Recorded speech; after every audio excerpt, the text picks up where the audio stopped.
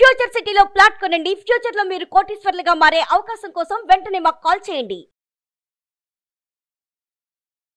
నమస్కారం. కార్తీక పురాణం 25వ అధ్యాయంలోకి వచ్చాం. అంబరీషోపాఖ్యానం చెప్పుకుంటున్నాం మనం. ఈ బ్రాహ్మణులందరినీ ఈయన అడిగాడు, ఏం చేయాలి అని అడుగుతుంటే న్యాయంగా విచారించి ఇలా చెప్తున్నారు. ఓ అంబరీష్ మహారాజా, నీకు ఇప్పుడు రెండు పక్కల నుంచి కంఠపాశరజ్జు ప్రాప్తమైంది. ఇది నీ పూర్వ పాతకం వలననే సంభవించింది. ఈ విషయమందు మేము నిశ్చయించుటకు సమర్థులము కాము. పారణను ఆపితిమా హరిభక్తికి లోపము కలుగును, పారణ చేయించితిమా దూర్వాసుడు శాపమిచ్చును. కనుక ఎట్లయినను నీకు కీడు రాక తప్పదు. అందువలన దేనికి నీవు ఒప్పుకుందువో ఆలోచించుకుని నీవే నిశ్చయించుకోను. డిసైడ్ ఆన్ యువర్ ఓన్ అంటున్నారు. సొంతంగా నిశ్చయించుకో. భూసురుడు చెప్పిన మాటలను విని రాజు వారితో తన నిశ్చయాన్ని ఇట్లా చెప్పాడు. ఏం చెప్పాడు? ఓ భూసురులారా, విష్ణుభక్తిని విడిచుట కంటే భూసుర శాపము కొంత మంచిది. భగవంతుణ్ణి విడిచిపెట్టడం కంటే శాపాన్ని స్వీకరిస్తాను నేను. దైవాన్ని మాత్రం విడవలేదండి. ఇప్పుడు లోకం ఎట్లా అయిందండి? దైవాన్ని మార్చేసుకుంటాం మనం. అస్సలు చేయకూడని పనే అది. ప్రపంచాన్ని వదిలేసినా పర్వాలా, దైవాన్ని మాత్రం వదిలిపెట్టకూడదు. నేను ఇప్పుడు కొంచెం జలం చేత పారణ చేయుదును. ఈ జలపానము భక్షణ మగును. అది భక్షణ మగునని చెప్పి ఉన్నారు కాబట్టి ఇక్కడ శృత్యర్థ బోధక ప్రమాణం కాబట్టి జలపారణం చేత ద్వాదశి అతిక్రమణ దోషం రాదు, విప్రతి తిరస్కారము లేదు. ఇలా చేస్తే దూర్వాసుడు శపించడు, నా జన్మాంతర పాతకం కూడా నశిస్తుంది అని చెప్పి రాజు ఎట్లా నిశ్చయించేదంటే, జలం తీసుకుంటే తీసుకున్నట్టు అవుతుంది కానీ తిన్నట్టు కాదు, తిననట్టు కాదు, తీసుకున్నట్టు అంతే. జలము చేత పారణ చేసెను.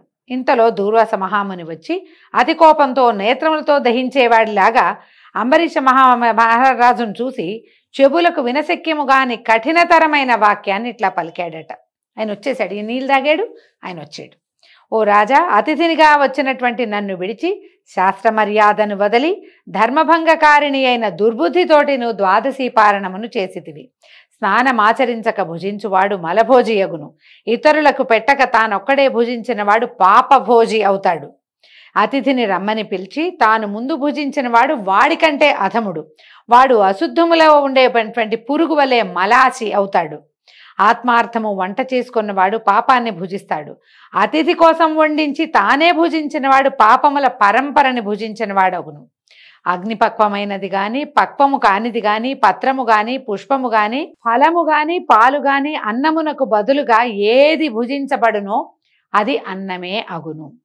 నీవు అంగీకృతమైనటువంటి అతిథిని నన్ను వదిలి దుష్టబుద్ధి కలవాడవై అన్నప్రతినిధిని చేసినావు.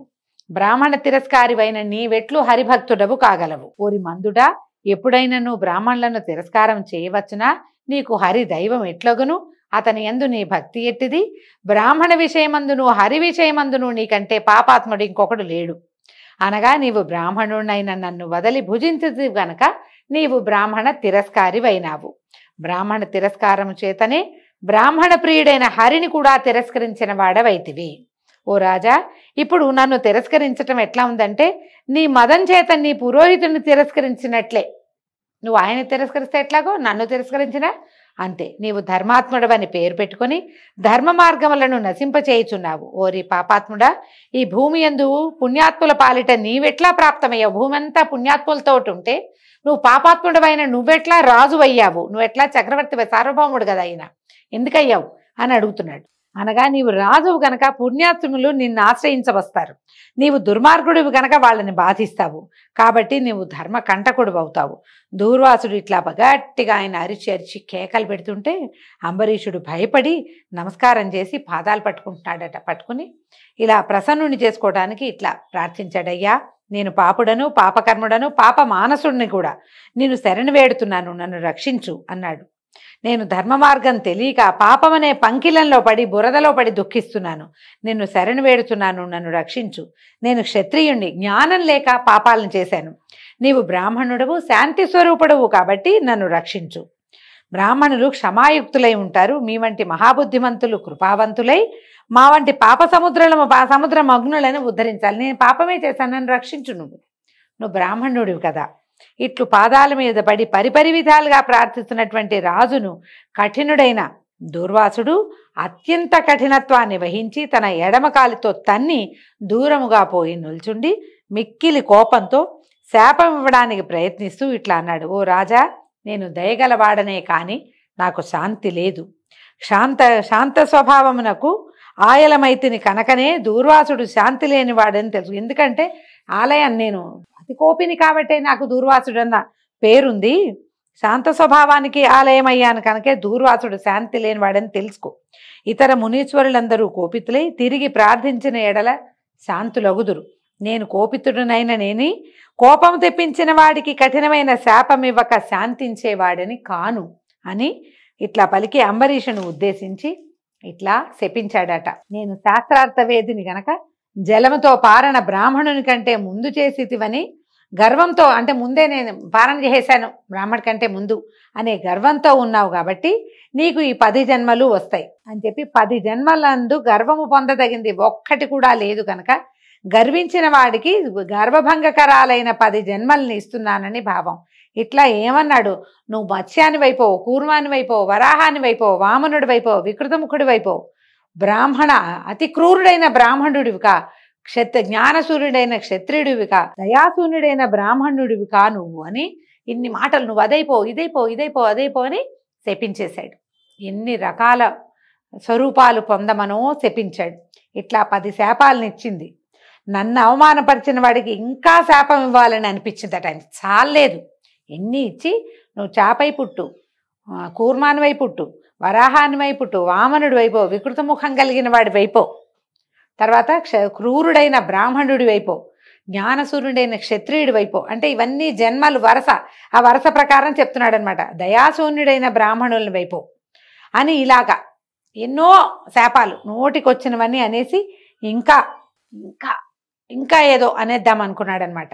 అని నోరు తెరిచే లోపల ఈ అంబరీషుని హృదయమందున్న బ్రహ్మవేద్యుడును భక్తి ప్రియుడును, అంటే భక్త ప్రియుడును శరణాగత వత్సలుడు అయినటువంటి హరి తన భక్తుని కాపాడే తలంపుతోటి బ్రాహ్మణుని మాటను సత్యముగా చేయవలనన్న తలంపుతోటి దూర్వాసుడిచ్చినటువంటి 10 శాపములను తాను గ్రహించి తిరిగి శాపం ఇవ్వడానికి ప్రయత్నిస్తున్నటువంటి బ్రాహ్మణుని అతిక్రమముతోటి తగిన శిక్ష విధించవలనని తలంచి చక్రాయుధాన్ని ఆదేశించాడు.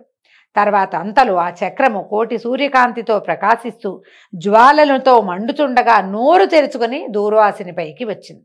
దానిని చూసినటువంటి దూర్వాసుడు భయమంది ప్రాణములను రక్షించుకునే తలంపుతోటి పరిగెత్తాను. చక్రము మండుతున్న జ్వాలలతోటి ముని వెంటపడింది. ముని భూమి అంతయు తిరిగెను. దూర్వాసుడు చక్రము చేత భూచక్రమంతా తిరిగింపబడ్డాడు. చక్రభయము చేత ఎవడును మునిని రక్షించేవాడే లేకపోయాను.